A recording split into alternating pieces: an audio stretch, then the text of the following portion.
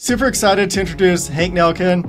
He's the owner of multiple locations, Half Price Laundry. And what's really exciting as well is his journey into the laundry business, which I'm super excited to hear about because, as many of you know, Hank has written so many great hits in Hollywood. Comedies from Mama's Boy to Saving Silverman. And we're talking about the who's who in comedy. I mean, Jason Biggs, Jack Black, Neil Diamond, and that's just one movie.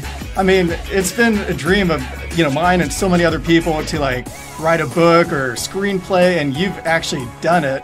And not just done it, but done it really well. For a lot of people, they say, hey, I won, game over, and what's neat is you just continue to go. And I'm curious as far as what brought you from Hollywood to the laundry business? Well, it's an obvious transition. I think most people do it, right? I mean right, of course. Most actors and producers all go right into the laundromat business. It's just an obvious transition. No, it was such a weird thing. I wanted to have. I've been a screenwriter for 25, 30 years, and I wanted to have another source of revenue. Hollywood's up and down. I've made a living. It's been great, but it's also, it's feast or famine sometimes. So I wanted to have some other, revenue stream, and I was looking around trying to figure out what that might be. And I looked at franchises for Jersey Mike's or, that kind of thing. And I didn't want to do anything with the food business. I didn't want to do anything that took too much work, frankly.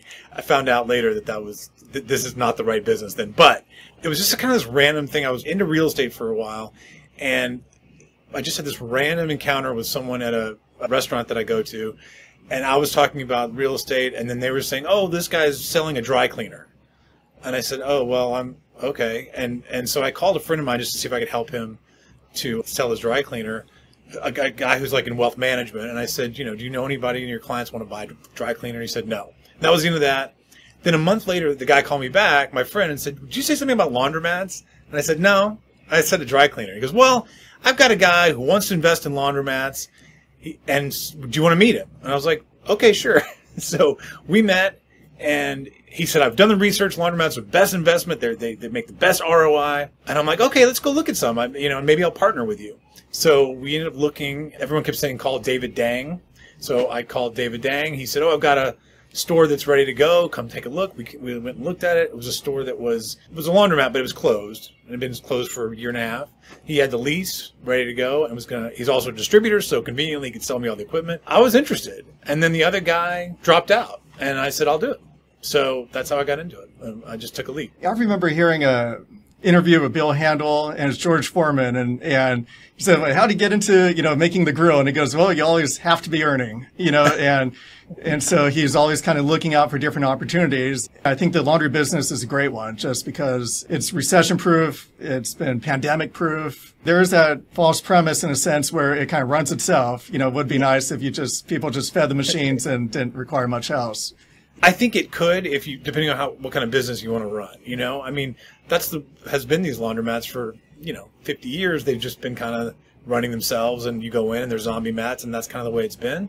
So if you want to have one of those, I think you can do that. And I don't know, maybe it'll make money, maybe it won't, but it'll hit a certain ceiling and that'll be it.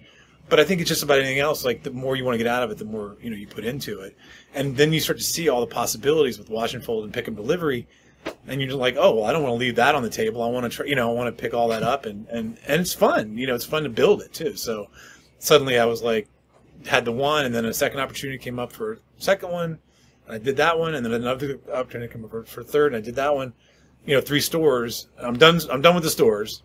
And what I realize now too, I think one of the things you guys talk about a lot is it's not the number of stores, it's maximizing what you got. And I think that taking the infrastructure, whether you have 1 store, 2, 3, 10, whatever, it's you have so much infrastructure. And I realized we're not even a third of what we could be doing. I want to do what you guys are doing. I want to do the overnight, the third shift, 10 p.m. to 6 a.m. We could do that at all 3 stores. So there's just a lot of room to go. Yeah, and at some point we're going to run out of room because we got the single location. Having that infrastructure available is key. And that's exactly what got us into pickup and delivery was people are only willing to travel so far to get to the laundromat. You could get that 2-mile square radius or so, maybe. But then after that, if you want to keep your machines turning, it's all about pickup and delivery.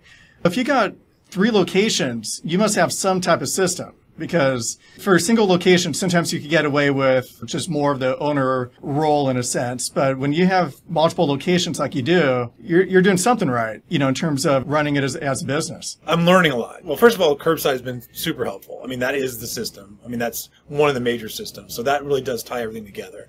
And it allows me to tie all 3 stores together. It allows me to pick up, and deliver to any of the 3 stores. So I have routes that kind of go to each store, but sometimes, the orders are too big, or sometimes there's no one at that store, so I can reroute to the other 2 stores. So having that system really helps. But the other thing is, I sort of started one, spent 2 years getting that off the ground, and then when it was kind of not running itself, but it was definitely doing its own thing. Then the second one, same thing, and now I'm 2 years into the third one. So I'm 6 years into this whole process, and I'm finally at a point this year where I'm really looking at all 3 of them as an organism, as one big system, because they've kind of run almost independently, and now I'm tying them all together. So I'm learning about systems. I'm learning how to onboard, how to train people in a consistent way.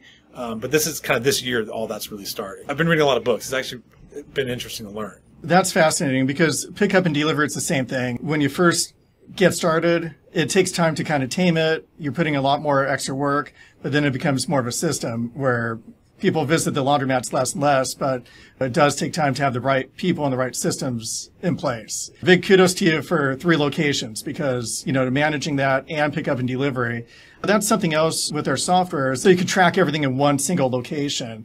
We just got a call from somebody using another competitor software, and at first everything was fine, but as they started growing, they started realizing those fall points, because they're just doing software, they're not actually doing pickup and delivery, and they're like, I can't run my business on here. I think just also choosing the right platform from the get-go definitely helps future-proof.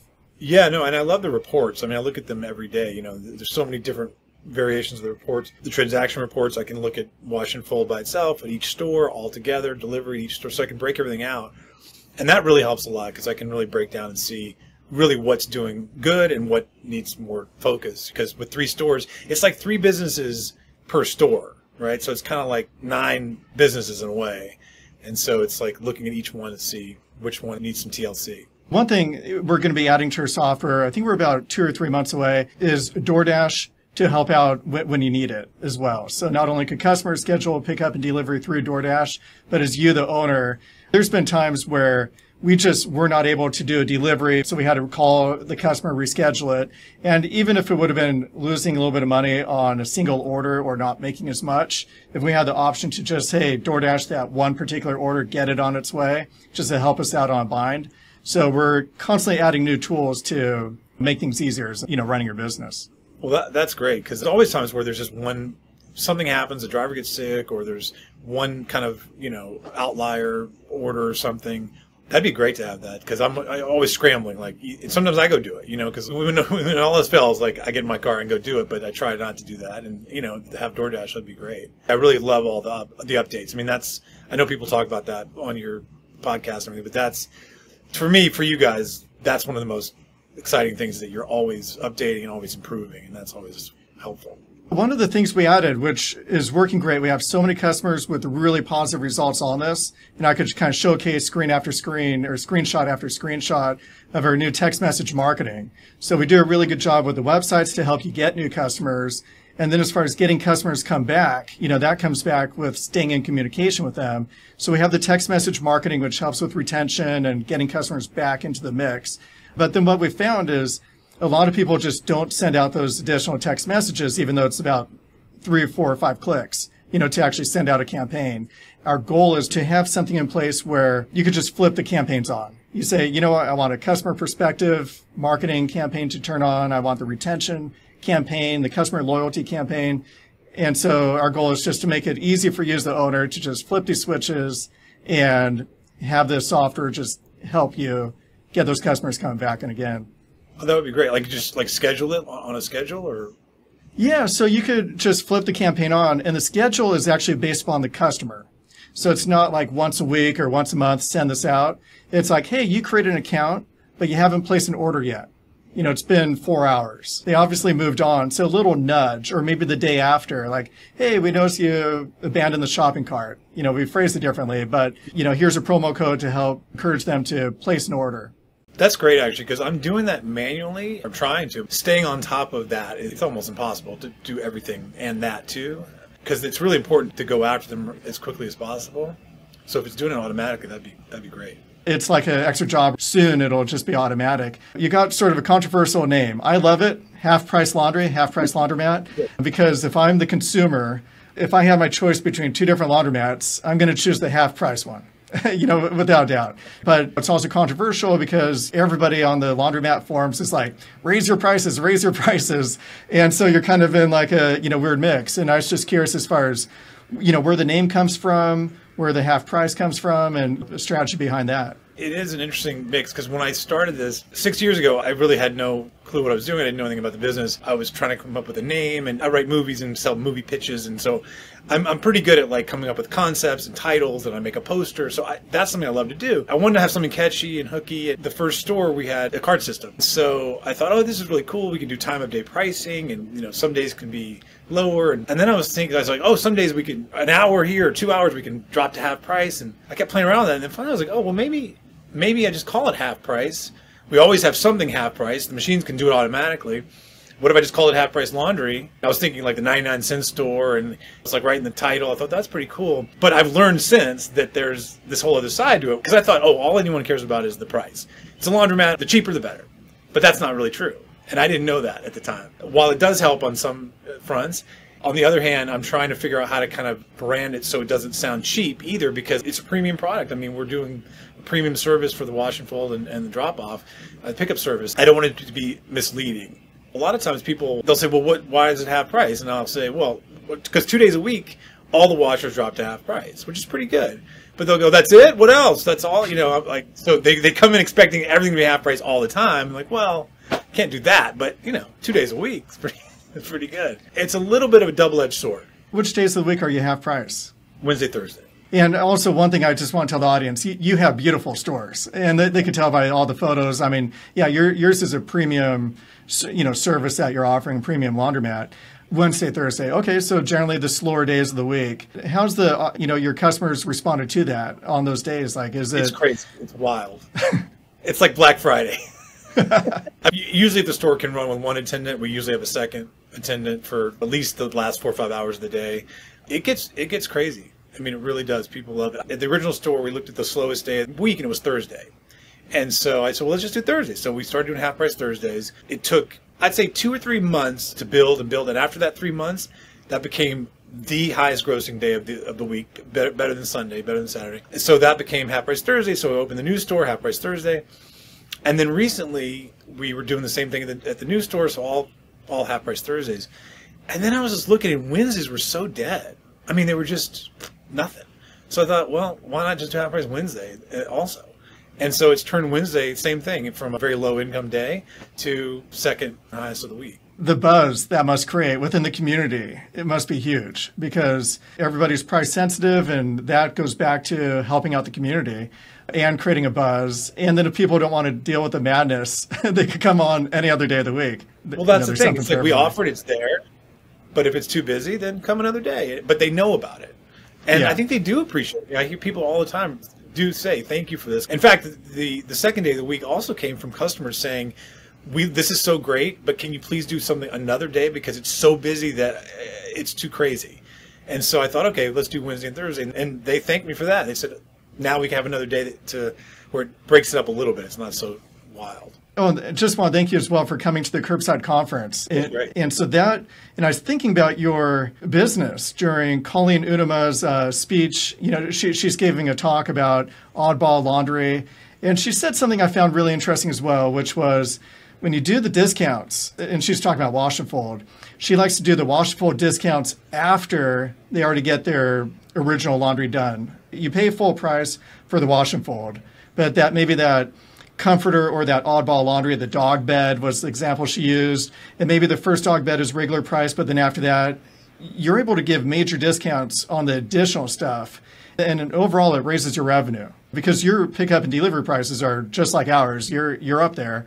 And then I was thinking about, well, you know what? And they also talked about doing seasonal, and you've done a really good job with seasonal marketing, which we'll get into, and community outreach, Valentine's Day events and Halloween. And so, yeah, I'm looking forward to talking about that. So she ties in the discounts that you could do seasonally, like maybe it's comforters, or you've got this great opportunity where you could tie in with the name Half Price Laundry, but then maybe for the additional stuff like, hey, September's the half price comforters or half price this, and you get the whole $75 order, plus you also get extra. It's a great idea. I mean, because we're always trying to find something else to do half price to tie into the name. We do have loyalty cards that every 10th wash and fold, when you bring it in, the 10th one's half price. We are doing it with that.